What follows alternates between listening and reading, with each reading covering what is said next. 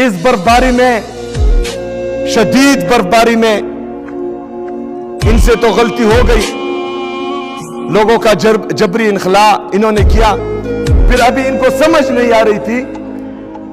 کہ جو چیز، کیونکہ بند کمروں کے فیصلے ہمیشہ اس طرح ہوتے ہیں، اس سے نقصان ہی ہوتا ہے، ان کا بھی نقصان ہوتا ہے اور قوم کا بھی نقصان ہوتا ہے۔ جب ان کو معلوم پڑا کہ انہوں نے جو بند کمروں میں منصوبہ سازی کی تھی وہ ان کے گلے پڑ رہی ہے، انہوں نے کل ایک پریس ریلیز جاری کی جناب اسپیکر، اور یہ پریس ریلیز آج میں پھر فلور آف دی ہاؤس کہہ رہا ہوں کہ یہ صوبائی حکومت اور اداروں، صوبائی حکومت اور وفاقی حکومت کے درمیان تصادم کا پروانہ ہے۔ جناب اسپیکر، یہ پروانہ صرف ہمارے خلاف جاری نہیں ہوا، جو 24 رکنی کمیٹی انہوں نے بنائی تھی یہ ان کا بھی ڈیتھ وارنٹ ہے، کیونکہ اس میں ان کا ذکر ہے۔ لوگ اب ان 24 رکنی کمیٹی کو اپنا دشمن سمجھیں گے،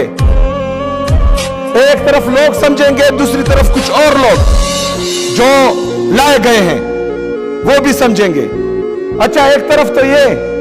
24 رکنی کمیٹی کے ساتھ، حالانکہ ان کو ڈرایا گیا، دھمکایا گیا، دبایا گیا اور اس کے باوجود ان سے سائنس لیے گئے، ابھی جو ہے کچھ دنوں میں ان کے ویڈیوز بھی آئیں گے، کیونکہ ان کو ڈرایا اور دھمکایا جا رہا ہے کہ صوبائی حکومت کے خلاف آپ بیانات دیں، لیکن ہم ان کو کھلی چھوٹ دیتے ہیں کیونکہ یہ ظالم ہے،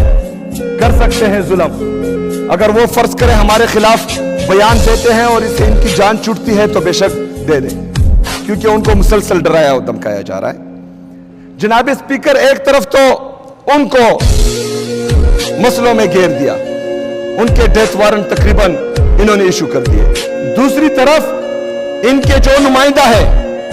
کور کمانڈر پشاور اور آئی جی ایف سی، ان پر انہوں نے عدم اعتماد کا اظہار کیا ہے۔ جو تھوڑا بہت لوگوں کا اعتماد بحال ہو رہا تھا وہ بھی انہوں نے زائل کر دیا اس پریس ریلیز سے، کیونکہ جتنے بھی جرگے ہوئے ہیں، جتنی بھی میٹنگز ہوئے ہیں، ان میں باقاعدہ کور کمانڈر اور آئی جی ایف سی ان کا حصہ تھے۔ تو ایک طرف 24 رکنی کمیٹی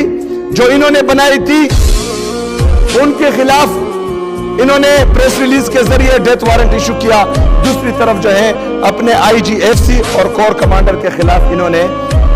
عدم اعتماد کا وارنٹ ایشو کر دیا۔